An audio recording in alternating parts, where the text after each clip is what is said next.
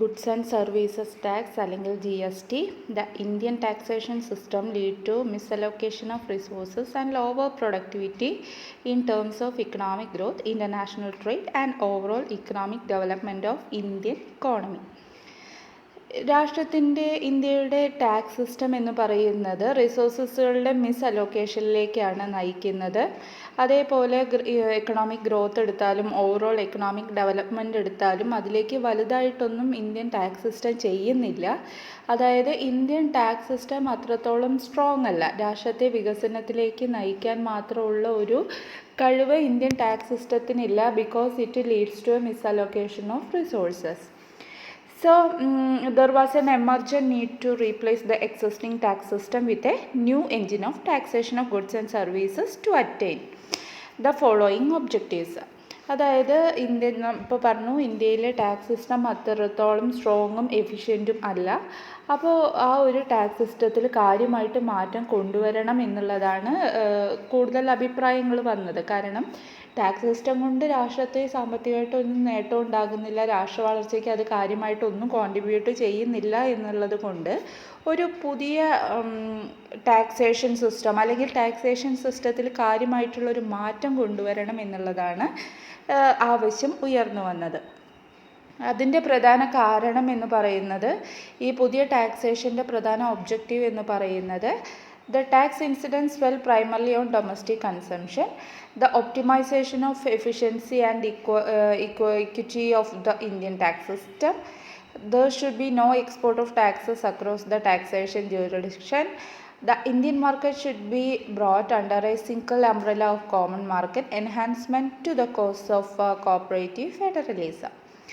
ഇത്രയുമാണ്, അതായത് കോപ്പറേറ്റീവ് ഫെഡറലിസത്തിനെ ഒന്നും കൂടെ വളർത്തിയെടുക്കുക, ഒപ്പം തന്നെ ഇന്ത്യൻ ടാക്സ് സിസ്റ്റത്തിലുണ്ടായിരുന്ന ന്യൂനതകൾ പരിഹരിക്കുക, എല്ലാ ടാക്സിനെയും ഒരു സിംഗിൾ സിസ്റ്റത്തിൻ്റെ കീഴിലേക്ക് കൊണ്ടുവരിക എന്നുള്ളതൊക്കെയാണ് ഈ ഒരു പുതിയൊരു ടാക്സ് സിസ്റ്റം കൊണ്ടുവരുന്നതിൻ്റെ പ്രധാന ഒബ്ജക്റ്റീവായിട്ട് പറയുന്നത്. Under Article of 12A 366 of Indian Constitution define goods and services tax GST to mean any tax on supply of goods or services or both except the taxes in the supply of alcoholic liquor for human consumption. Indian ഭരണഘടനയിലെ 366 ഭേദഗതി പ്രകാരം goods and services tax എന്ന് പറഞ്ഞാൽ goods and സർവീസസിൻ്റെ സപ്ലൈയിൽ ചുമത്തുന്ന ടാക്സാണ്.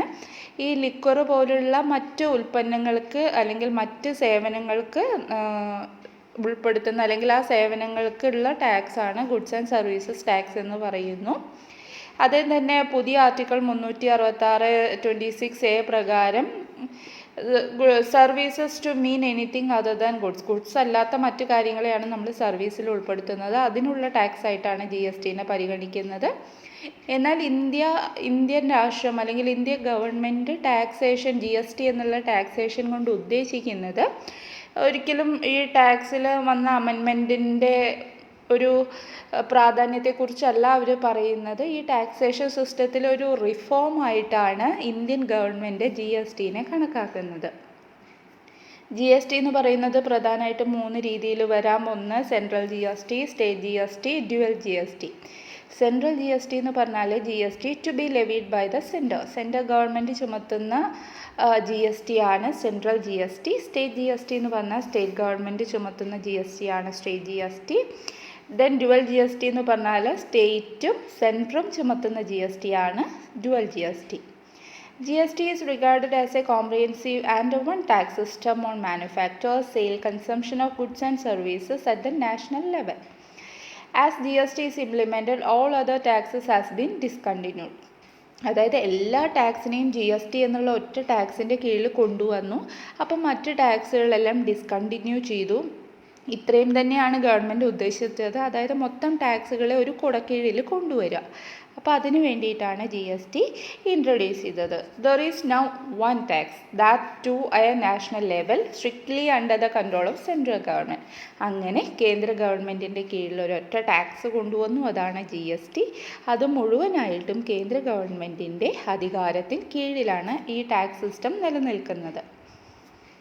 The Constitutional 122nd Amendment Bill was introduced and passed by Rajya Sabha on August 3, 2016 and Lok Sabha in August 8, 2016. The GST Council was framed officially on September 8, 2016 after clearance from the Honorable President of India. As per the 279A(1) of Amendment Constitution, the GST Council was created by the President within 60 days of commencement of this article. അങ്ങനെ article 279A പ്രകാരം ഒരു GST കൗൺസിലിന് president രൂപം നൽകി. ഈ ഒരു article രൂപം കൊണ്ട് 60 ദിവസത്തിനകമാണ് GST കൗൺസിൽ രൂപീകരിച്ചത്. GST കൗൺസിലിലെ അംഗങ്ങൾ എന്ന് പറയുന്നത് ഒന്ന് union finance minister as a chairperson, പിന്നെ the union minister of state in charge revenue of finance and members. Then the minister in charge or taxation or any other minister nominated by each state government as a member. The GST Council was set up to perform the following duties. അപ്പോൾ ഇത്രയും അംഗങ്ങളാണ് ഒരു GST കൗൺസിലിൽ ഉണ്ടായിരിക്കുക. GST സംബന്ധിച്ച പരമമായിട്ടുള്ള എല്ലാ തീരുമാനങ്ങളും എടുക്കുന്നതും ഈ GST കൗൺസിലാണ്. അതിൽ സെൻട്രൽ ഗവൺമെൻറ്റിൻ്റെ പ്രതിനിധി ഉണ്ടായിരിക്കും, സ്റ്റേറ്റ് ഗവൺമെൻറ്റിൻ്റെ പ്രതിനിധി ഉണ്ടായിരിക്കും, സാമ്പത്തിക വിദഗ്ധരൊക്കെ ഉണ്ടായിരിക്കും. ഈ GSTയുടെ പ്രധാന ഡ്യൂട്ടീസ് എന്ന് പറയുന്നത് ഒന്ന് tax, surcharge, cess of central and state which will be integrated in GST. പിന്നെ goods and services to be exempted from GST. അതായത് ഈ GSTയുടെ കീഴിൽ വരുന്ന ടാക്സ്, സർചാർജ്, സെസ് ഏതൊക്കെയെന്നുള്ളത് അതിനെ ഇൻ്റഗ്രേറ്റ് ചെയ്യുക GST ആയിട്ട്. പിന്നെ ഗുഡ്സ് ആൻഡ് സർവീസസ്, GSTയിൽ ഉൾപ്പെടാത്ത മറ്റു ഗുഡ്സ് ആൻഡ് സർവീസസിനെ തീരുമാനിക്കുക. Interstate commerce IGST distribution between central and state government, സെൻട്രലും സ്റ്റേറ്റും തമ്മിലുള്ള ഈ GSTയുടെ ഒരു ഡിസ്ട്രിബ്യൂഷൻ.